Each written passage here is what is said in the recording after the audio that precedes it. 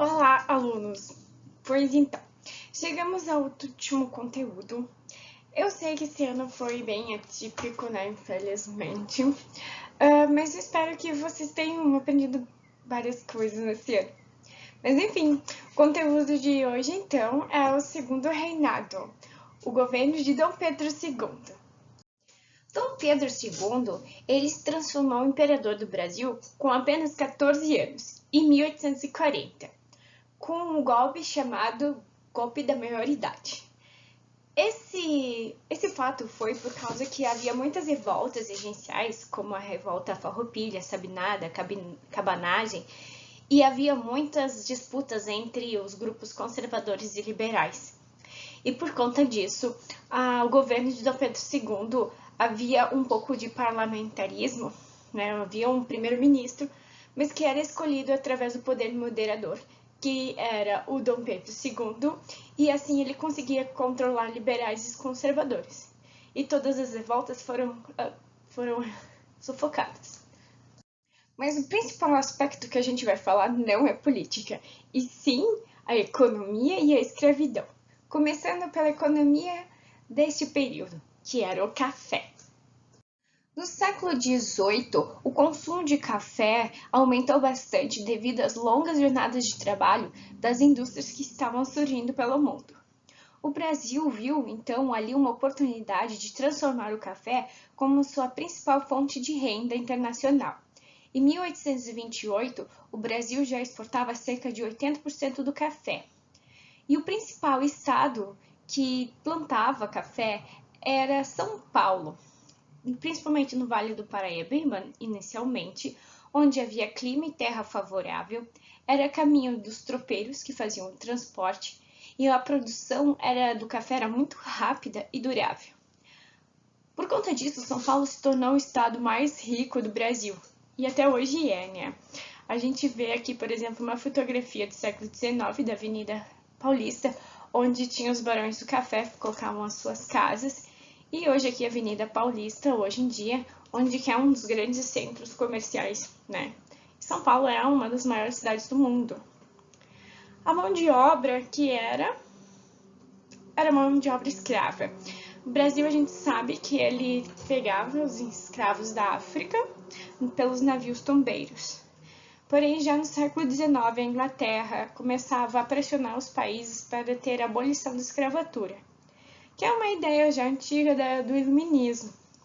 Porém, o Brasil não estava muito adequado às ideias do século XIX e ainda tinha muitos escravos. A partir de 1881, devido às pressões inglesas, Dom Pedro I ele faz uma proibição do tráfico negreiro, mas só que não acontece, e vira a lei para inglês ver, que ganha esse apelido.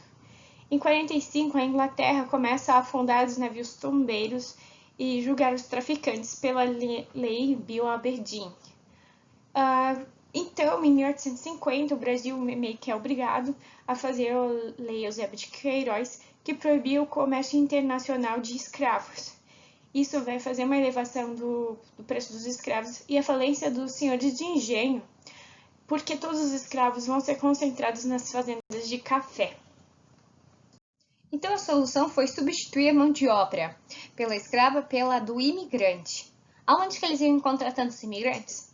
Na Europa, devido à industrialização, muitas pessoas perderam o trabalho e elas viam como uma solução de vida vir para o Brasil ou para a América, os Estados Unidos, enfim, para fazer a América.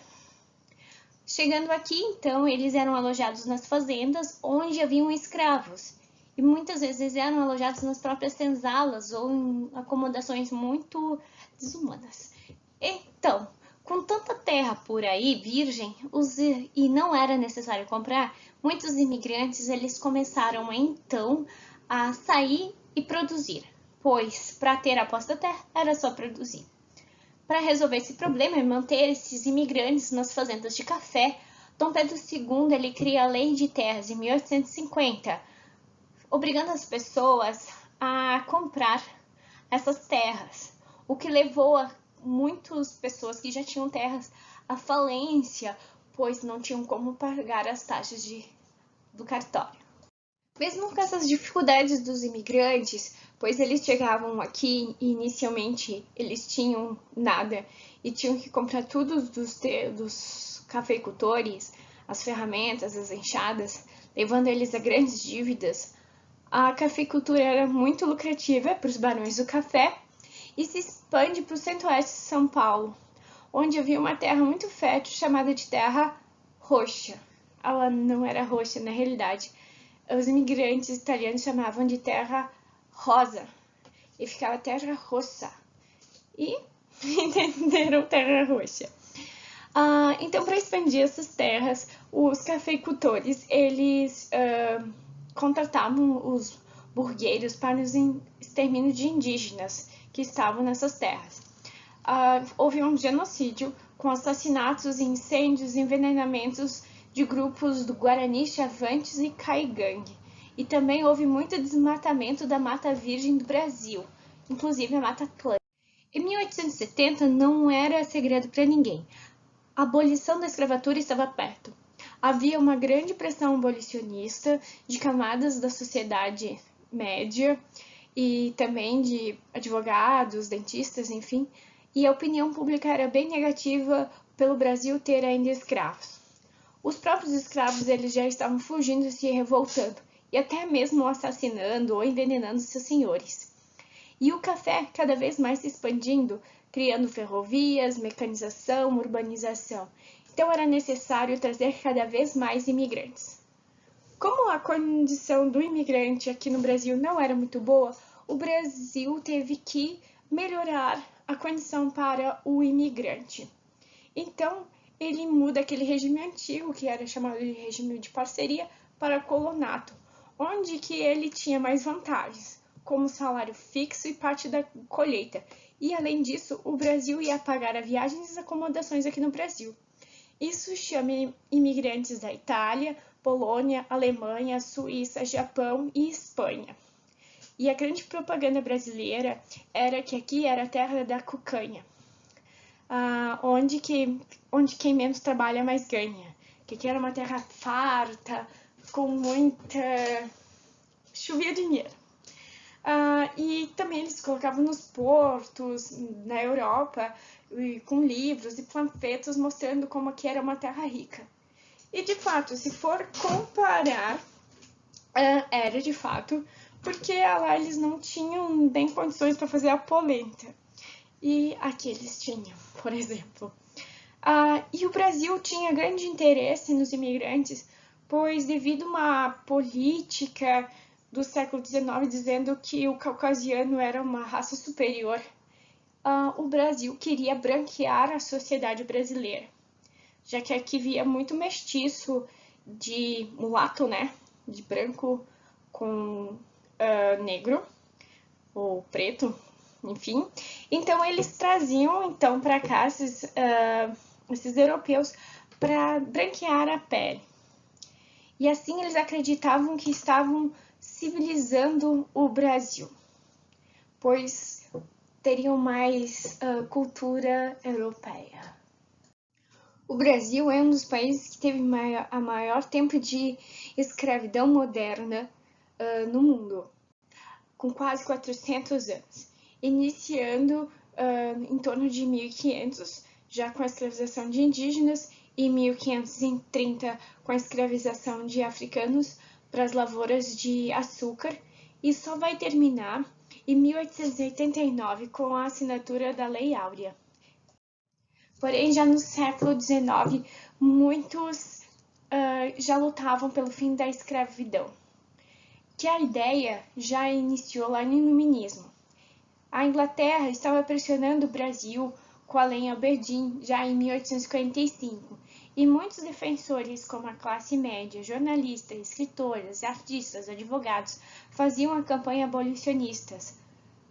Até mesmo os escravos, com suas fugas e rebeliões, e até mesmo envenenamento dos seus senhores, já estavam lutando pela sua liberdade.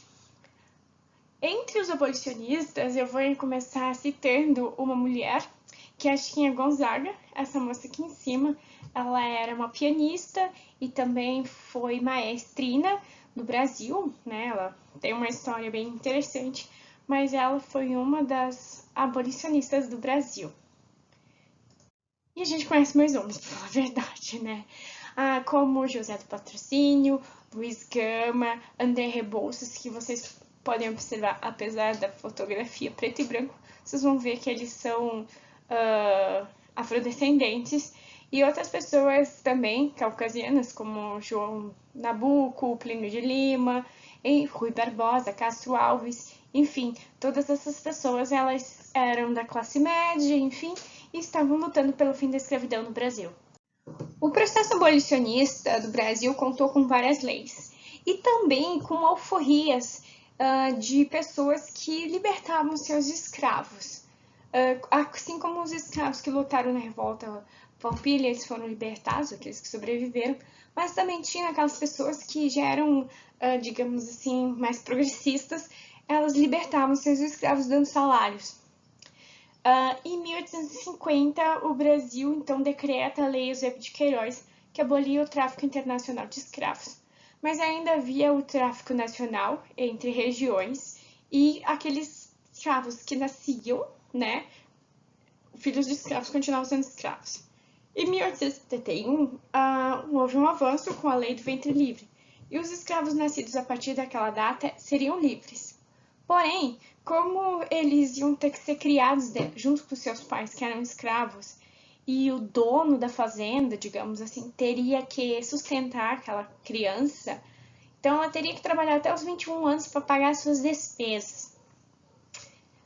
Então, 1871, mais 21 anos, eles seriam livres em 1892.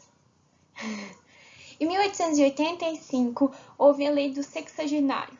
Então, os escravos com mais de 60 anos seriam livres.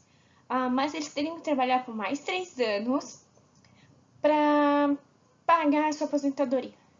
É uma lei um pouco inútil, porque grande parte dos escravos, eles não chegavam aos 60 anos devido aos maus tratos. E aqueles que chegavam, então, só conseguiriam ser livres, né, 85 mais 3, pelo menos, 1888. E foi em 1888 que houve a Lei Áurea, que aboliu totalmente a escravatura. Então, praticamente, as leis acima são meio inúteis. E, diferente das outras, elas não tinham indenização. Então, todo mundo era liberto, tudo que era escravo era liberto. Eles não tinham casa, não tinham emprego, então isso causou um grande impacto social, pois virou um monte de mendigos, desempregados, favelados, enfim, porque ninguém queria empregar essas pessoas. E os senhores de café, principalmente, ficaram muito revoltados com Dom Pedro II, com o Império ali, que acabou assinando essa lei. Que não vamos dizer que foi a Princesa Isabel, né, que assinou essa lei, era boazinha. Eles já estavam muito pressionados. Aliás, desde o início do século XIX, quando levou quase um século enrolando aí com escravatura. Então, a Lei Áurea vai ser a gota d'água para o fim do Império. Afinal de contas, vocês sabiam por que é feriado 15 de novembro? Porque é a data da proclamação da República. Mas o que levou? Só foi a Lei Áurea? Não, foram muitos fatores. Países como a Inglaterra, os Estados Unidos já estavam pressionando para o fim do Império Brasileiro. A América Latina já estavam com vários países com democracias, até parte da Igreja Católica, do parlamento, dos fazendeiros que estavam descontentes com a Lei Áurea, militares e a classe média estavam tudo isso pressionando para o fim do Império no Brasil. Por exemplo, onde é que a Inglaterra se mete aí na proclamação da República? Em 1864 a 1870 acontece a Guerra do Paraguai, que era a luta por uma região estratégica, que está marcada aqui em verde, para o escoamento do café. Essa guerra ela começou com o pretexto que um navio guerreiro foi aprisionado. uma desculpa para boi dormir, e se formou-se então a Tríplice Aliança de Brasil, Uruguai e Argentina, mais a Inglaterra contra o Paraguai. Os britânicos tinham interesse nessa guerra porque eram contra a autonomia econômica paraguaia, que era um grande concorrente inglês nessa época. Tipo, eles não tinham só produtos do Paraguai, tipo Xing Ling. Eles faziam produtos de qualidade que disputavam com a Inglaterra.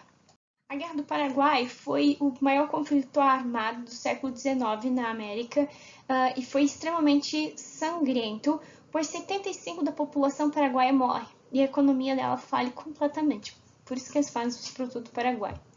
Mas essa guerra foi muito importante para a formação do exército brasileiro, que até então era só da elite dos filhinhos de papai e era extremamente incompetente. Quem era a força militar do Brasil até então era a Marinha, os olhos da monarquia, né? Mas o exército ele viu ali um papel para se tornar mais importante, pois ele via ali que o Império deixava ele em papel secundário. E com a aproximação dos pobres, ricos, livres, escravos, e como o Brasil acabou vencendo essa guerra e ganhando um território, o exército ele começa a ter mais importância dentro do Brasil. Outros partidários republicanos eram os fazendeiros, a Igreja Católica e a classe média.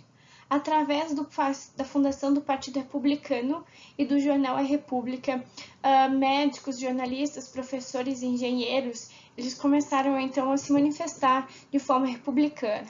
Eles defendiam o federalismo, que é divisão por estados, e a ordem e o progresso no Brasil, e o voto universal, né? E também defendiam o casamento civil, registro civil, separação da igreja e do estado, que até então, tipo, uma pessoa era registrada na igreja. Eles aproveitavam muitos erros do imperador e prenderam bispos e parte da igreja que eram partidários da monarquia, e muitos fazendeiros vão se aderir a esse movimento republicano com a abolição da escravatura. E muitos desses republicanos eram contra o poder moderador e a monarquia e a vitalicidade do Senado, que transformava a política muito rígida e nada mesmo democrática. Então, o exército brasileiro ele é muito importante para a queda da monarquia e eles vão começar sua campanha republicana ali depois da Guerra do Paraguai. Grande parte das pessoas que compunham o exército eram de classe média, ou seja, republicanos. E eles viam a carreira militar, uma meritocracia, como até hoje é falado, que não valoriza relações de parentesco, e sim da inteligência. Se bem que não é tão verdade isso hoje. E os militares se consideravam os verdadeiros patriotas, né? Assim como hoje, eles ainda se consideram. E o governo puniu com demissões, prisões e transferências os militares mais rebeldes. Mas isso vai incendiar cada vez mais uma antipatia ao imperador. Então, em 1888, com a Lei Áurea assinada e sem indenização, vai descer a gota d'água, e com o exemplo da América Latina, com a ajuda dos Estados Unidos, do parlamento, muitos senadores, fazendeiros, deputados se sentem traídos pelo Império, então eles vão organizar um golpe, né? E quem vai liderar esse golpe é o exército, que vai então tomar o Palácio Imperial em 15 de novembro. E a família real, ela é, tipo, extraditada do Brasil. E aí, então, começa a República no Brasil, que inicialmente é a República da Espada, já que foi um marechal, um cara do exército, que proclamou a República. E até hoje a gente tem feriado nessa data. Mas é claro que nem tudo é flores, né? Muita gente nem ficou sabendo direito da proclamação da República, porque não mudou, né? Não tinha internet, meios de comunicação, e o Brasil ficou praticamente a mesma coisa. Pois os grandes beneficiados com as mudanças sociais foram os políticos e principalmente os industriais, que agora tinham mais liberdade econômica. a grande parte da população continuou vivendo da mesma forma e houve um grande crescimento de cortiços e favelas devido aos ex-escravos ou parentes de ex-escravos, acelerando um crescimento desordenado e falta de saneamento básico, que atraiu muitas epidemias no Brasil, como a cólera, que era muito constante naquela época. A zona rural vivia à margem da modernização, havia indústrias apenas em São Paulo, assim como hoje ainda tem indústrias em São Paulo, e eles viviam sem luz, sem ferrovias, sem telégrafos, e só atendiam a elite, que essas coisas só atendiam a elite. Enfim, o Brasil continuou praticamente a mesma coisa com a proclamação da República. Mas como é que isso mudou ou foi se transformando? Isso é só o conteúdo do terceiro ano. E é isso, o fim do conteúdo do segundo. A partir de agora eu só vou dar um questionário, que é ali do Brasil Império, desde a chegada do Dom João VI até a proclamação da República. E eu espero, sinceramente, que neste ano vocês tenham aprendido muita coisa. E principalmente, né, como que o mundo virou capitalista, industrial, com a Revolução Industrial, e como foram as economias do Brasil, a escravatura, e como virou uma república. Pois, no terceiro ano, a gente vai estudar as guerras mundiais, que tem muito a ver com a disputa industrial, e o Brasil República, né, que começa então ali com a proclamação da República, e os problemas sociais, eles vêm desse período. Por isso que é importante entender um pouquinho disso. E é isso, mas a gente vai se falando, e um grande beijo. Tchau!